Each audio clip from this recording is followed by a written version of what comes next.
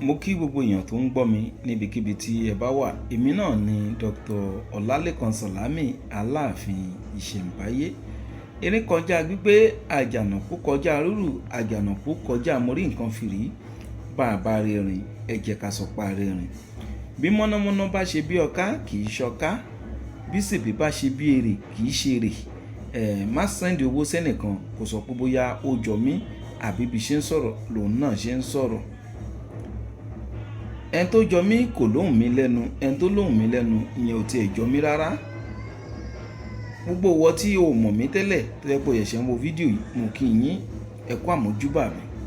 Ìwọ tó sì jẹ́ pé o ti mọ̀ mí tẹ́lẹ̀ náà, o ti wá ń gbóhùn mi, àbí ìwọ tó tiẹ̀ ti mọ Aláàfin Ìṣẹ̀ǹbáyé lórí Facebook, o mọ̀ pé èmi náà ni. Bẹ́ẹ̀ ni, èmi náà ni Aláàfin Ìṣẹ̀ǹbáyé lórí Facebook. Lékan Sàlámì ò ní orúkọ tí èmi gangan. Orúkọ tí ọmọ bá ń jẹ́ òun náà ni ìjánu ọmọ, torí ẹ̀ lèyìn òsì kí ń ba orúkọ jẹ́. Mo kí ẹ̀yin bàbá, ẹ̀yin màmá tẹ̀ ń gbọ́ mi nínú fídíò tí mò ń sọ yìí. Nǹkan ẹyọ kan lèmi máa ń ṣe lórí social media. Nǹkan yẹn náà ni pé àwọn nǹkan ìbílẹ̀ ti Yorùbá ẹ jẹ́ ká máa gbé lárugẹ. Kó má jẹ́ pé àwọn nǹkan òyìnbó la máa sáré tẹ̀lé. Ntẹ́mi ń fọ́n rere èrè láti bí ọdún méje, ọdún mẹ́jọ bọ̀ sẹ́yìn. Ṣùgbọ́n ọ̀pọ̀lọpọ̀ ni ọ̀rọ̀ mi kì í sábà yé. Bó tọ̀rọ̀ mi wá yé, ìwọ náà ó lè darapọ̀ mọ́ wa nínú ẹgbẹ́ Association of Africa Tradition and Culture. Èmi ni Ọlọ́run ní kí n dá ẹgbẹ́ náà sílẹ̀. Bákan náà ni èmi ni Ọlọ́run fi ṣe president nínú ẹgbẹ́ náà. Tá sì ní àwọn olóyè, àwọn èèyàn ńláńlá tán wà nínú ẹgbẹ́ náà. Kí là ń ṣe nínú ẹgbẹ́ náà àti pé ìwúlò wo ni ẹgbẹ́ náà? Ihun tá à ń ṣe nínú ẹgbẹ́ náà ni pé ká gbé àṣà Yorùbá ká gbé lárugẹ. Ìwúlò ẹgbẹ́ náà òun náà ni pé a máa ń sọ̀rọ̀ ògùn ìbílẹ̀ àti àwọn nǹkan míì náà nínú ẹgbẹ́ náà. Ìwọ tó bá ṣe pé ògùn orí fífọ́ òun ni ìwọ mọ̀, tó bá fi kalẹ̀ nínú ẹgbẹ́ náà fún àwọn èèyàn, wàá máa ráwọn èèyàn tó yẹ pé ògùn inú rírun, ògùn jẹ̀dí, ògùn ibà, ògùn àwúre, ògùn lóríṣiríṣi, wàá rí pé àwọn náà wọ́n á máa fi kalẹ̀ fún wọn náà. Àwọn èèyàn wá ń bi mí ní ìbéèrè kan pé ẹni tí ò kì í ṣe babaláwo, ìjọ lè darapọ̀ mọ́ ẹgbẹ́ náà. Bẹ́ẹ̀ ni, ẹgbẹ́ náà kì í ṣe ẹgbẹ́ babaláwo, kódà kì í ṣe ẹgbẹ́ oníṣègùn. Ẹgbẹ́ gbogbo ọmọ Yorùbá pátápátá òun ni ẹgbẹ́ náà. Tó bá ti jẹ́ ọmọ Yorùbá, ìwọ náà o lè darapọ̀ mọ́ ẹgbẹ́ tá à ń sọ yìí. Láti lè wá darapọ̀, ó rọrùn. Ìwọ ránṣẹ́ sí mi ní orí WhatsApp, fi àtẹ̀ránṣẹ́ fi ránṣẹ́ sí mi lórí WhatsApp. Nọ́mbà WhatsApp mi náà ni 08028565188. Tó bá ti fi àtẹ̀ránṣẹ́ ránṣẹ́, àwa send account number tí wọ́n máa ń sanwó ìwé ẹgbẹ́ sí. 5,000 naira òun ni owó ìwé ẹgbẹ́, àti ìwé ẹgbẹ́ ni àti ID card ni àti gbogbo ẹ̀ ní 5,000 naira ni. Ẹsẹ̀kẹsẹ̀ tó bá fi owó ìránṣẹ́, òun náà ni a máa add ẹ mọ́ ẹgbẹ́ náà lórí WhatsApp. Ìwọ náà máa bá wa lọ. WhatsApp tá à ń sọ yìí kò wá ṣe pé ẹgbẹ́ social media lásán ni ẹgbẹ́ tá à ń sọ yìí. Torí ẹlòmíràn ní àìmọye gúrùpù tó ń hàdì mí sí tá à sanwó, ní tá à ń ṣe kọ́ làwọn yẹn ń ṣe. Registration number tí a bá fúnyàn tó wà lára ID card ẹ̀, ìjọba lọ́wọ́ sí.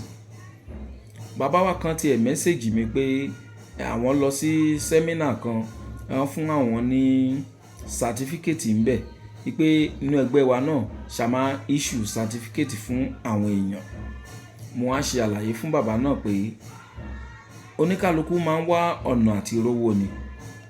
Ọ̀pọ̀lọpọ̀ èèyàn ló máa gbé sẹ́mínà kalẹ̀. Tí ẹ bá wá, á lóun máa fún yín ní certificate, yóò sì fún yín tòótọ́. Pàápàá jùlọ àwọn tó ń kọ́yàn bọ́n ṣe ń ṣe ọṣẹ, bọ́n ṣe ń ṣe perfume, bọ́n ṣe ń ṣe nǹkan oríṣiríṣi. Ṣùgbọ́n certificate tó ń fún yín yìí kò wúlò fún nǹkan kan. Ó kàn wà fún pé tó bá fi sí ṣọ́ọ̀bù ẹ, káwọn èèyàn lè mọ̀ pé o ti kópa nínú sẹ́mínà kan rí. Ìyẹn fáwọn customer ẹ tó bá ń wá bẹ̀. Kò sí ètò kan ìjọba ń bẹ̀. Ṣùgbọ́n ẹgbẹ́ táwa ń sọ yìí, a register ẹ̀ lọ́dọ̀ ìjọba. Bí ẹgbẹ́ oníṣu ṣe wà, bẹ́gbẹ́ aláta ṣe wà, bágbèrò ṣe wà, bóríṣiríṣi ẹgbẹ́ ṣe wà tó ń register pẹ̀lú ìjọba, bẹ́ẹ̀ la register eléyìí náà. ID card tá bá fún yín, nọ́mbà tó máa wà ń bẹ̀ tí àwọn ìjọba bá ṣe ìwádìí, wọ́n á bá nọ́mbà náà lọ́dọ̀ wọn. So nọ́mbà tá wá ń sọ yìí, òun la máa fi ṣe certificate fún àwọn ọmọ ẹgbẹ́ wa tá bá ti mọ̀ dáadáa tó sì jẹ́ pé ó ṣe dáadáa nínú ẹgbẹ́. Kì í ṣe nǹkan tá kàn máa ní ẹ wá ẹ gba certificate. Ẹgbẹ́ la ṣì ń polówó ná. Tí wọ́n bá ti darapọ̀ mẹ́gbẹ́ yẹn tó bá ṣe dáadáa ń bẹ̀, la máa rí pé ó deserve certificate tí òǹtẹ̀jọba tó máa wà lára ẹ̀. Tẹ́ bá wò láìpẹ́ yìí mo sọ̀rọ̀ fún wa nípa àwọn ìwé kan, ìwé tí Dr. Lekan Salami tó ṣe. Mo fẹ́ fún wa níṣẹ́ kan, inú ìwé òun náà ni eléyìí wà.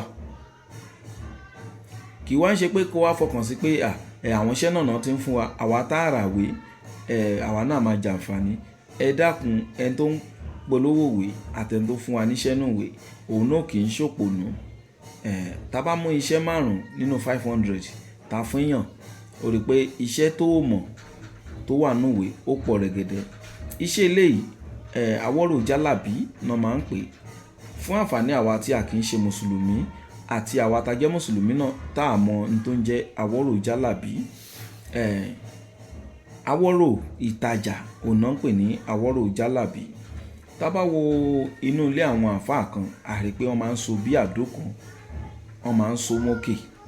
Bẹ́ẹ̀ sì ni tá bá wọ ilé olóúnjẹ míì náà, a rí tán máa so bí àdó, wọ́n á so mókè. Báwo náà ṣe ń ṣe àdó náà, ìjẹ́ òtí ẹ̀kì máa ń ṣiṣẹ́. Àárín mi iyọ̀ àpọ̀ rẹ̀gẹ̀dẹ̀ ń bẹ̀ tán máa sọ pé bó bá ṣe ń kán lèrò màmá wá. Báwo náà wá ṣe ń ṣe, òun ni mo fẹ́ kọ́ wa lónìí nínú ìwé ẹyọ kan nínú àwọn ìwé tí mo ṣe. A wá ẹyẹlé kan. Ẹyẹlé èyíkéyìí ló jẹ́, ó lè jẹ́ dúdú àbí kó jẹ́ funfun àbí kó jẹ́ aláwọ̀ oríṣiríṣi. A wá iyẹ̀pẹ̀ ọjà tí a bá ti mọ̀ pọ̀pọ̀lọpọ̀ èèyàn máa ń wá síbẹ̀. Iyẹ̀pẹ̀ ọjà yẹn àti iyọ̀ ìsebẹ̀, àwọn èròjà òjù báyìí náà lọ. A wá mú ẹyẹlé yìí, a là láyà. Tá bá ti là láyà, a wá da iyẹ̀pẹ̀ sí, a tún da iyọ̀ náà sí. A wá fi òwú dúdú àti funfun a fi wé ẹyẹlé ìpapọ̀, a wá jò. Tá bá ti jò tán, a wá àdó atọ́ kan. Tá bá ti lọ sílé eléwé ọmọ, ẹ jẹ́ ká ṣáà sọ fún wọn pé a fẹ́ àdó atọ́. Àdó atọ́ yìí, ibẹ̀ la wá da gbogbo ẹ̀bù náà sí. A wá mú iyọ̀ tó pọ̀, a kò lè lórí, a wá so kọ́ ẹnu ọ̀nà. Fún àǹfààní ẹ̀yin oníbéèrè, kò nídìí ká máa sọ pé ṣán lè lò fún bí báyìí, ṣán lè lò fún bí báyìí. Kò síbì kankan tán lè lò fún. Iṣẹ́ tí Awọ́rò yìí máa ń ṣe òun náà ni pé a máa wú àwọn èèyàn kan máa wá sí ibi tá bá fi sí. Kò bá ṣe ilé ìjọsìn ni àbí ibikíbi, ìwọ ló wá mọ bó ṣe máa bò ó tí ò ní hàn sí gbogbo ayé pé nǹkan tán fi síbí rè. Àwọn àgbàlagbà máa ń lo kinní láyé àtijọ́, bóyá ibi tán ti ń gbẹ̀bí ni o, àbí ilé ìwòsàn ìbílẹ̀ ni, àbí ilé àfáà ni, ilé wòlíì ni, wọ́n máa ń gbé àdó yìí, wọ́n máa ń gbé síbẹ̀. Ó sì máa ń ṣiṣẹ́ dáadáa. Wọ́n lè lò fún ilé ìtajà, wọ́n lè lò fún anywhere. A dára fún wa o. Ẹ má gbàgbé pé ìdí tí mo fi ń ṣe àwọn fídíò yìí òun náà ni láti polówó ẹgbẹ́ Association of African Tradition and Culture tí mò ń sọ̀rọ̀ yìí. Ìwọ náà darapọ̀ mẹ́gbẹ́ náà, kó wá rora ẹ̀ lágbára gẹ́gẹ́ bí ẹni tó ń tajà tó ní di back up. Ọ̀pọ̀lọpọ̀ ló ti kó sọ́wọ́ oníjìbìtì oríṣiríṣi. Èyí tó fi ń kó sọ́wọ́ jìbìtì kiri, ó ṣe darapọ̀ mẹ́gbẹ́ wa. Kì í ṣe ẹgbẹ́ awo, kì í ṣe pọ́n fi ọgbọ́n tọ̀yàn wọ ẹgbẹ́ awo, kì í ṣe ẹgbẹ́ òkùnkùn, kì í ṣe ẹgbẹ́ ìmùlẹ̀. Ẹgbẹ́ tí ọmọ Yorùbá tọkàn kóra wọn jọ lásán ni. Fún àǹfààní ẹ̀yin tẹ́ bá ń béèrè. Ìyá kan bí mi ń jọ́ kan pé ẹni tí ò bá mọ̀ nípa ìwé àtegbò ṣó lè darapọ̀ mọ́ ẹgbẹ́ náà. Tẹ́yin náà bá wo ìpolówó tá à ń ṣe gbogbo ìgbà, à ń ṣàlàyé fún wa pé kì í ṣe ẹgbẹ́ ìmùlẹ̀. Bákan náà kì í ṣe ẹgbẹ́ òkùnkùn, ẹgbẹ́ ọmọ Yorùbá. Pé èmi mọ ògùn orí fífọ́, ìwọ náà fún mi ní ògùn onírúurú. Ní tá à ń ṣe nu ẹgbẹ́ náà nìyẹn. Àǹfààní tí ó wà nínú ẹgbẹ́ yẹn ó pọ̀ rẹpẹtẹ. Ẹlòmíì wà tó ṣe pé ó jogún ìwé àṣírí, ṣùgbọ́n ìgbà tán ti polówó ẹ̀sìn fún, ó ti dáná sun. Ìsìn tó ti wá mọ̀ pé àṣé ẹ̀sìn kò tako àwọn nǹkan ìwòsàn, ó wá kú bó ṣe máa rí àwọn àṣírí náà padà. Tó bá darapọ̀ mọ́ ẹgbẹ́ wa, in tó ju ètò dáná sun yẹn lọ, wàá kọ́ níbẹ̀. Nítorí àwa bíi 200 la wà nínú ẹgbẹ́ náà lọ́wọ́lọ́wọ́ báyìí. Kéèyàn 200 wá máa kọ́ ìwọ nìkan ní àṣírí, ṣó mọ̀ pé àṣírí á ti pọ̀ ńlẹ̀ rẹpẹtẹ. Láti lè darapọ̀ mọ́ ẹgbẹ́ náà, ẹ kàn sí mi gẹ́gẹ́ bí mo sọ lórí WhatsApp nọ́mbà mi ẹ má pè nọ́mbà náà, WhatsApp message ló wà fún 08028565188.